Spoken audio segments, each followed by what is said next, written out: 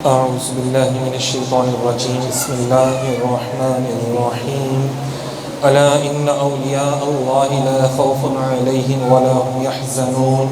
صدق الله مولانا العظيم إن الله وملائكته يصلون على النبي يا أيها الذين آمنوا صلوا عليه وسلموا تسليما محبت سے پڑھیے گا الصلاۃ والسلام علیک یا سیدی یا رسول اللہ واصحابك يا حبيب الله الصلاة والسلام عليك يا سيدي يا رسول الله وعلى آلك وأصحابك يا رحمة للعالمين يا خاتم النبيين يا شفيع المذنبين سرور کہوں کہ مالک و مولا کہوں تجھے سرور کہوں کہ مالک و مولا کہوں تجھے باغ خلیل کا گل زیبا کہوں تجھے باغ خلیل کا رخ زیبا کہوں تجھے اللہ تیرے جسم منور کتابشیں اے جانے جاں میں جانے تجلا کہوں تجھے اے جانے جاں میں جانے تجلا کہوں تجھے تیرے تو وصف اے بے تناہی سے ہیں بھری تیرے تو وصف اے بے تناہی سے ہیں بری حیراں ہوں میرے شاہ کیا کیا کہوں تجھے حیراں ہوں میرے شاہ میں کیا کیا کہوں تجھے لیکن رضا نے ختم سخن اس پہ کر دیا لیکن رضا نے ختم سخن اس پہ کر دیا خالق کا بندہ خلق کا آقا کہوں تجھے خالق کا بندہ خلق کا آقا کہوں تجھے سامعین محترم کہیں پہ اس انداز میں تعریف کی گئی اور کہیں پہ کہا گیا کہ سب سے اولا و اعلیٰ ہمارا نبی سب سے بالا و اعلیٰ ہمارا نبی کون دیتا ہے دینے کو منہ چاہیے دینے والا ہے سچا ہمارا نبی خلق سے اولیاء اولیاء سے رسول سب رسولوں سے اعلیٰ ہمارا نبی دیکھیں اعلیٰ حضرت امام احمد رضا خان بریلوی رحمۃ اللہ علیہ آپ کی اگر ہم شعر و شاعری کا مطالعہ کرتے ہیں تو جہاں پہ ہمیں عشق اور محبت دکھائی دیتی ہے وہاں پہ ہمیں عقیدہ بھی دکھائی دیتا ہے کہ چمک تجھ سے پاتے ہیں سب پانے والے یا رسول اللہ یہ جو چمکتے ہیں یہ نورانی چہرے ہیں یہ نورانی دل ہیں یہ نورانی روحیں ہیں یہ کیا ہے کہ ان سب کو چمک سب کو نور سب کو روشنی یہ آپ کی خیرات ہے یہ آپ کے در کی خیرات ہے کہ چمک تجھ سے پاتے ہیں سب پانے والے میرا دل بھی چمکا دیں چمکانے والے سرور کہوں کہ مالک و مولا کہوں تجھے سامعین محترم اعلیٰ حضرت امام احمد رضا خان بریلوی رحمۃ اللہ علیہ بہت بڑی شخصیت بہت بڑا علمی نام سامعین محترم جو وقت کے امام ہوتے ہیں نا تو بچپن میں بھی امام ہی ہوتے ہیں اندازہ کریں کہ چھوٹی سی عمر میں ہی اللہ رب العزت نے بڑا ہی کرم عطا فرما دیا کہ بڑے بڑے علوم جو لوگ بڑی عمر میں جا کے سیکھتے ہیں وہ آپ اندازہ کریں کہ 16-17 سال کی کتابوں میں جو آتا ہے نا کہ 16-17 سال کی عمر میں ہی ماشاءاللہ سے آپ نے دین کے جو اس وقت کے جو علوم تھے وہ سارے آپ نے حاصل کر لیے تھے اور تقریباً کوئی 18 سال کی عمر میں فتویٰ نویسی کا عمل جو تھا وہ ماشاءاللہ سے آپ نے شروع کر دیا تھا ہمارے یہاں پہ جو ایک لفظ استعمال کیا جاتا ہے نا کہ فتووں کی جناب بارش کر دیتے ہیں یہ وہ نہیں اصل میں فتویٰ نویسی کیا ہوتا ہے کہ دین کی بات کو احسن طریقے سے عوام تک پہنچا دینا ایک مشکل چیز ہوتی ہے نا مشکل مسئلہ مسائل ہوتے ہیں تو ان کو قرآن و حدیث سے عوام الناس تک بڑے احسن طریقے سے پہنچا دینا تو یہ آپ کو چھوٹی سی عمر میں اللہ رب العزت نے یہ رتبہ یہ مرتبہ یہ شان عطا فرما دی کہ ماشاءاللہ سے آپ نے چھوٹی سی عمر میں ہی فتویٰ لکھنا شروع کر دیا سامعین محترم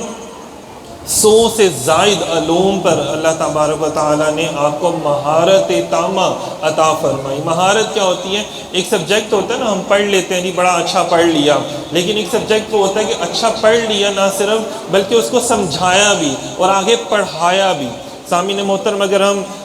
دینی علوم کی بات کرتے ہیں، عربی کے حوالے سے بات کرتے ہیں، عربی علوم کے حوالے سے، تو اس میں ماشاءاللہ سے آپ ہمیں صف اول میں نظر آتے ہیں۔ اگر ہم دنیاوی علوم دیکھ رہے ہیں، میتھمیٹکس کے حوالے سے اگر بات کرتے ہیں، تو ایسے پروفیسر بھی ہمیں ملتے ہیں کہ جو بڑے بڑے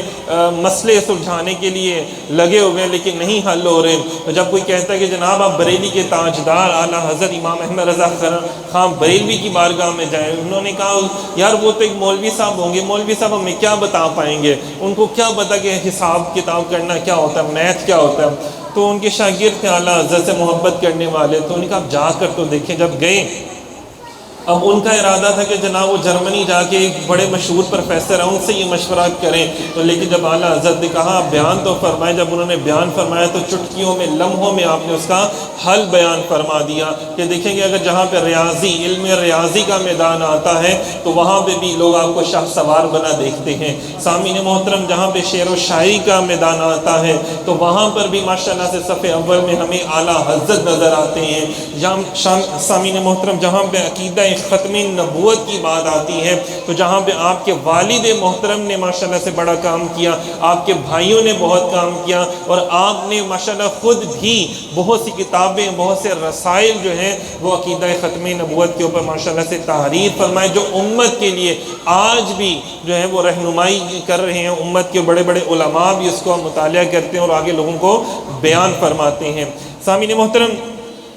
اعلیٰ حضرت کا ادب اور جو عشق ہے نبی پاک صلی اللہ علیہ وآلہ وسلم سے، بڑے بڑے شاعر حضرات جو تھے وہ آپ کی بارگاہ میں حاضر ہوتے تھے، وہ اپنی جو شعر و شاعری تھی وہ آپ کو سناتے تھے اور پھر آپ ان کی غلطیاں نکالتے، تصحیح فرماتے کہ بھائی یہ والا جو لفظ ہے یہ حضور کے شایان شان نہیں ہے، یہ والا جو لفظ ہے یہ حضور کے شایان شان نہیں ہے، تو آپ ذرا اس میں ادب اور محبت جو ہے وہ اس میں داخل فرمائیں. تو سامعین محترم آپ کی شعر و شاعری کا مطالعہ کریں اور جب قرآن پاک کا مطالعہ کریں تو ہمیں پتہ چلتا ہے کہ قرآن کو صحیح معنوں میں جو ادا کیا، جو اس کا تلفظ، جو اس کا معنی بیان کیا ہے وہ ہمیں ملتا ہے اعلیٰ حضرت کی باتوں میں، اعلیٰ حضرت کی کتابوں میں. فتاوی رضویہ آپ کی بڑی مشہور کتاب ہے، اسی طرح اور بے شمار کتب اور رسائل جو ماشاءاللہ سے آج بھی ہمارے سامنے موجود ہیں.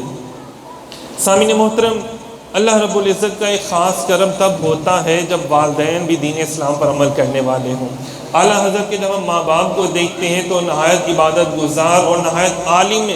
شخصیت کے مالک ہیں. تو دیکھیں جب ماں باپ پڑھے لکھے ہوں گے، اللہ اور اس کے رسول سے محبت کرنے والے ہوں گے، تو ہم یقین کریں ان کی اولادیں بھی پھر صاحب علم ہوں گی اور دنیا میں علم بانٹیں گی. سامعین محترم اس بات کے اوپر بہت زیادہ آپ نے زور دیا، علم حاصل کرنے کے موضوع پر بے شمار آپ کے رسائل ہیں. یہاں سے صرف آپ اندازہ کر لیں کہ 100 سے زائد علوم پر مہارت رکھنا. ہمارے یہاں پہ عموماً 2 یا 3 علم سیکھ لیے جاتے ہیں یا 1-2 زبانیں سیکھ لی جاتی ہیں، تو جن کو بے شمار علوم پہ مہارت حاصل ہو، بے شمار زبانوں پر مہارت حاصل ہو. اسی طرح آپ کی کتاب بڑی مشہور ہوئی کہ آپ نے صرف بیماری کی حالت میں، اندازہ کریں بیماری کی حالت میں خانہ کعبہ کے ساتھ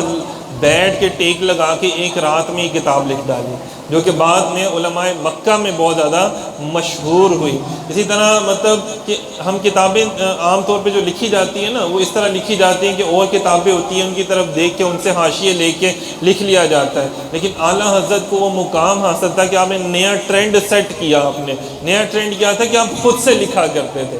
خود سے کتابیں تحریر کیا کرتے تھے. آپ کو لکھنے کے لیے اور کتابوں کی جو سہولت ہے وہ نہیں ہوتی تھی یا اور کتابوں سے رہنمائی نہیں لیتے تھے. اللہ رب العزت نے آپ کو ایک خاص رتبہ عطا فرمایا تھا کہ ایک مرتبہ حضرت شیر محمد شک شریف والے تشریف لے کر گئے. آپ نے کہا آؤ یار دیکھتے ہیں اعلیٰ حضرت کیسے لکھتے ہیں اور کیا لکھتے ہیں. جب گئے تو دیکھا خادم نے بتایا کہ آپ ابھی لکھنے میں مصروف ہیں، اپنے حجرے میں مبارک میں تشریف فرما ہیں. تو آپ نے کہا چلو جاؤ دیکھتے تو ہیں کہ کیا کیسے لکھتے ہیں سرکار. تو آپ نے دروازے میں نا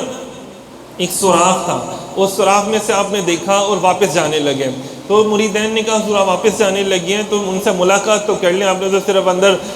تھوڑا سا دیکھا ہے اور واپس جا رہے ہیں. فرمایا اعلیٰ حضرت جو لکھتے ہیں وہ بالکل سچ لکھتے ہیں. کیوں کہ وہ جب لکھ رہے تھے تو سرکار مدینہ خود ان کو لکھوا رہے تھے. اندازہ کریں کہ جس کو سرکار مدینہ علیہ السلام خود لکھوا رہے ہوں تو ان کی لکھائی میں خرابی کیسے پیدا ہو سکتی ہے. تو اسی طرح سامعین محترم رات جب ہوتی تھی نا تو اعلیٰ حضرت کمرے میں اکثر باتوں کی آوازیں آیا کرتی تھی. حالانکہ آپ اکیلے ہوتے تھے کمرے میں. تو ایک دن مریدین نے بڑا پوچھا آپ سے تو آپ نے فرمایا کہ بھئی آپ لوگ مجھ سے رہنمائی حاصل کرتے ہیں تو ہمیں بھی تو رہنمائی کی ضرورت ہوتی ہے نا. جب ہمیں رہنمائی کی ضرورت ہوتی ہے تو ہم بھی اپنے بڑے بزرگوں کو عرض کرتے ہیں. جب بڑے بزرگوں کو عرض کرتے ہیں تو سرکار بغداد حضور سیدنا شیخ عبد القادر جیلانی سرکار رحمۃ اللہ علیہ تشریف لے کر آتے ہیں. سرکار تشریف لے کر آتے ہیں، میرے بستر پر آرام فرماتے ہیں، میں ساتھ ساتھ ان کی ٹانگیں بھی دبا لیتا ہوں، خدمت بھی کر لیتا ہوں، اور ساتھ ساتھ جو مسئلے مسائل ہیں وہ بھی بیان کرتا ہوں. سرکار مجھے ان کا حل عطا فرما دیتے ہیں. سامعین محترم، جہاں پہ روحانیت کی بات کی جائے تو یہ روحانیت کا عالم ہے آپ کی. اب اگر ہم اعلیٰ حضرت کی بات کرتے ہیں، حضور سیدنا شیخ عبد القادر جیلانی رحمۃ اللہ علیہ کی بات کرتے ہیں، جن کی ہم 11ویں کھاتے ہیں. بڑے ایک ہمارے معاشرے میں ایک بڑی ایک چیز دیکھی جاتی ہے کہ یار صرف 11ویں کھا لینی ہے، لیکن ہم نے بزرگوں کا جو عمل ہے اس پر عمل نہیں کرنا. اب اعلیٰ ہمارے یہاں پہ ایک بڑی ایک یہ بھی المیہ ہے کہ حضرت شیخ عبد القادر جیلانی رحمۃ اللہ علیہ کے نام کے ساتھ نہ حافظ لکھا جاتا ہے، نہ علامہ، نہ مفتی. حالانکہ ان کے بیٹے بیان کرتے ہیں کہ جناب پوری دنیا سے کہیں پہ کوئی فتویٰ اگر نہیں مل رہا ہوتا تھا، کسی بات کا علمی حل نہیں مل رہا ہوتا تھا، تو لوگ بغداد میں آتے تھے اور ہمارے والد محترم شیخ عبد القادر جیلانی رحمۃ اللہ علیہ کی بارگاہ میں جب وہ فتویٰ پیش کیا جاتا تھا تو آپ چند لمحوں میں ہی اس کا حل لکھ کر عطا فرما دیا کرتے تھے. مطلب اتنے بڑے عالم تھے. اور افسوس کی بات ہے کہ آج ہم نے ان کو صرف 11ویں کے لیے رکھ لیا ہوا ہے. بہت سے ایسے اولیاء کرام بزرگان دین ہوئے ہیں جو بہت بڑے بڑے عالم تھے، مفتی تھے، لیکن افسوس کی بات ہے کہ ہم نے ان کا وہ والا جو زندگی کا حصہ ہے اس کو اڈاپٹ نہیں کیا، اور ہم اس پہ لگ جاتے ہیں یہاں پیر صاحب کے پاس جائیں گے، دم کروائیں گے، بس ہمارے مسئلے حل ہونے چاہیے. قرآن پاک ہم نے نہیں پڑھنا، احادیث کا مطالعہ نہیں ہم نے کرنا، کہیں عمل ہی نہ کرنا پڑ جائے. یار آپ جس ولی کی بارگاہ میں گئے ہیں وہ خود تو قرآن پر عمل کر کے ولی اللہ بنے ہیں، وہ خود تو احادیث رسول صلی اللہ علیہ وسلم پر عمل کر کے ولی اللہ بنے ہیں. اسی طرح اگر اعلیٰ حضرت کو دیکھا جائے تو وہ اعلیٰ حضرت علامہ تو مشہور ہوئے، لیکن ساتھ ایک ولی کامل بھی تھے، بہت بڑے ولی کامل تھے. اور داتا حضور کی بارگاہ میں جیسے کوئی حاضر ہوا نا، عرض کیا حضور میں 40 دن آپ کے پاس رہا ہوں، میں نے کوئی کرامت نہیں دیکھی. آپ نے فرمایا تم 40 دن میرے پاس رہے ہو، کیا تم نے کوئی ایسی بات دیکھی جو قرآن و حدیث سے ہٹ کر ہو؟ فرمایا بالکل بھی نہیں. تو فرمایا ایک ولی اللہ کی اس سے بڑی اور کیا کرامت ہوگی؟ کرامت یہ نہیں ہوتی کہ اشارہ کیا تو رات ہو گئی، اشارہ کیا تو دن ہو گیا، یا اشارہ کیا تو جناب صاحب بچہ پیدا ہو گیا یا خون آنا بند ہو گیا. نہیں،